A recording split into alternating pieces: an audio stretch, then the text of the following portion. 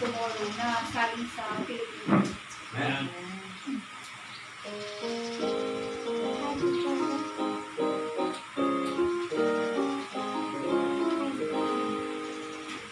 Hindi ko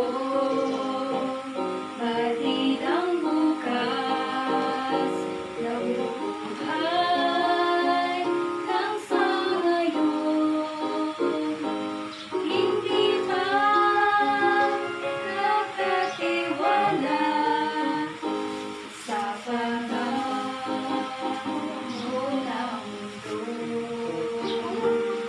Puso'y di nababagabag, ang ating Diyos ay nangako.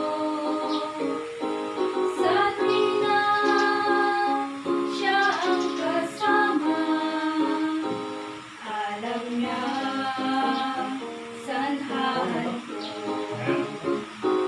Ang bagay tungkol sa bukas, di ko man maunawa.